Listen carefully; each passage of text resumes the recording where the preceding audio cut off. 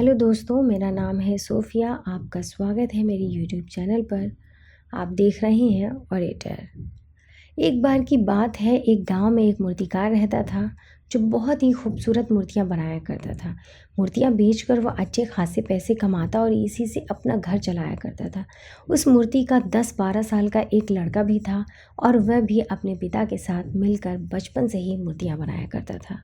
और यहाँ तक कि वह 10-12 साल का लड़का भी बहुत ही खूबसूरत मूर्तियां बनाता था। उसके पिता उसकी मूर्तियां देखकर बहुत खुश होते थे, लेकिन हमेशा उसकी बनाई हुई मूर्तियों में कोई ना कोई कमी निकाल ही लेते थे। लेकिन उस मूर्तिकार का बेटा कभी भी अपने पिता की बातों से निराश नहीं होता था, बल्कि वह अपने काम को जारी रखता और अपने पिता की बात को मानते हुए अगली बार वह उस गलती पर अच्छे से ध्यान देता। और अब धीरे धीरे उस बच्चे की मूर्तियाँ उसके पिता की मूर्तियों से भी ज़्यादा अच्छी बनने लगी थी। और फिर कुछ समय गुजरने के बाद लोगों ने उसकी बनाई मूर्तियों को ज़्यादा दाम में ख़रीदना शुरू किया और उसके पिता की बनाई मूर्तियों को लोग पहले के ही दाम में ख़रीदते थे। अब समय गुजरने के बाद वह लड़का बड़ा हो गया और वह अपने पिता से भी ज़्यादा कमाने लगा, लेकिन अभी भी उसके पिता उसकी बनाई हुई मूर्तियों में कुछ न कुछ गलती निकाल ही लेते थे। लेकिन अब उसके बेटे को ये बात अच्छी नहीं लगती थी। तो एक दिन जब उसके पिता उसकी बनाई हुई मूर्ति में से गलती बता रहे थे, तभी लड़के ने गुस्से में अपने पिता से कहा कि आप मेरी बनाई हुई मूर्तियों में कमियां निकालते हैं, जैसे कि आप मुझसे भी अच्छा मूर्तिकार हैं। आपको पता है ना, मेरी बनाई हुई मूर्तियां आपकी मूर्तियों से कई ज़्यादा दाम में बिकती हैं। इसका मतलब ये है कि मैं आपसे बेहतर और अच्छा मूर्तिकार हूँ।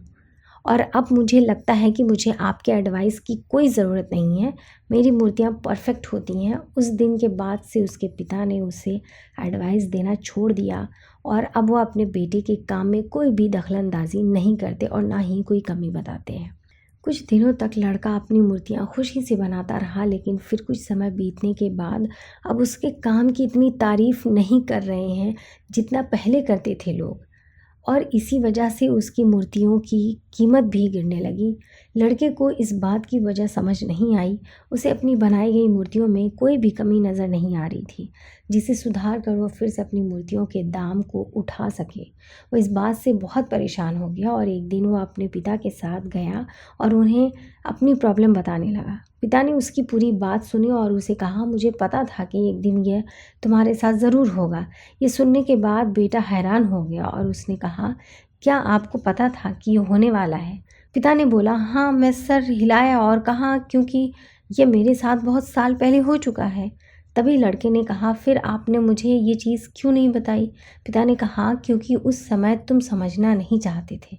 मुझे पता है कि मैं तुम्हारी जितनी खूबसूरत मूर्ति नहीं बना सकता हूँ, इसलिए मैं हमेशा ये कोशिश करता हूँ कि मैं एक टीचर की तरह तुम्हारी बनाई गई मूर्तियों में कमी निकालूं, क्योंकि जो काम हम खुद करते हैं उस काम में हम कभी भी कोई गलती नहीं निकाल सकते हैं, क्योंकि हम सब अपने काम को पसंद करते हैं और सबसे अच्छा समझते हैं। लेकिन दूसरा इंसान उन गलतियों को देख सकता है जो हम अपने हाथों से किए गए काम में नहीं देख सकते। जब मैं तुम्हारी बनाई गई मूर्तियों में गलतियाँ निकालता था, तब तुम अपने काम से सेटिस्फाइड नहीं होते थे और तब तुम अपने काम को और भी अच्छे से इम्प्रूव करने की कोशिश करते, और इसलिए तुम्हारे काम में हर दिन इम्प्रूवमेंट हो रही थी और तुम्हारी मूर्तियों की प्राइस भी बढ़ रही थी। और जब तुम अपने काम से सेटिस्फाई होने लगे और ये सोचने लगे कि तुमने जो मूर्तियाँ बनाई है वह बिल्कुल परफेक्ट है और उसमें कोई भी गलती नहीं है, तभी तुम्हारी ग्रोथ रुक सी गई। लोग हमेशा तुमसे अच्छी मूर्तियों की एक्सपेक्टेशन रखते हैं और जब तुम उनके एक्सपेक्टेशन पर खरे नहीं उतरे, तब से तुम्हारी मूर्तियों को लेना छोड़ दिए लोग, और इसी वजह से तुम्हारी मूर्तियों के दाम कम होने लगे और आज इस सिचुएशन में पहुंच चुके हो। बेटे ने अपने पिता को अच्छे से सुना और थोड़ी देर के लिए शांत हो गया। फिर उसने कहा, पिताजी अब मुझे क्या करना चाहिए? पिता ने कहा, बेटा डिससेटिस्फाई होना सीखो और यही एक चीज़ तुम्हें इंस्पायर करेंगी हमेशा अपने काम को बेहतर बनाने के लिए, हमेशा अपने काम में इम्प्रूवमेंट लाने के लिए। अगर हम हमारी लाइफ में देखें तो हमें पता चलेगा कि जब हमें या हमारे काम को कोई क्रिटिसाइज़ करता है तो हम उसे गलत समझते हैं, लेकिन अगर हम इसे अच्छे से समझें तो हमें पता चलेगा कि जब कोई हमें क्रिटिसाइज़ करता है तो हमारे लिए गलत नहीं, बल्कि वह हमारे लिए अपॉर्चुनिटी होती है। बस आपको वो चीज़ पॉजिटिव वे में लेना पड़ेगा। जब आपको ये आपके काम को कोई क्रिटिसाइज़ करता है तो उसके एक फीडबैक की तरह समझो और उस गलती को फिक्स करो और अपनी प्रोग्रेस की तरफ बढ़ते रहो। तभी आप अपने काम में इम्प्रूवमेंट के रास्ते पर लगे रहोगे। चाहे दुनिया का कोई भी काम हो, उसका कोई अंत नहीं होता।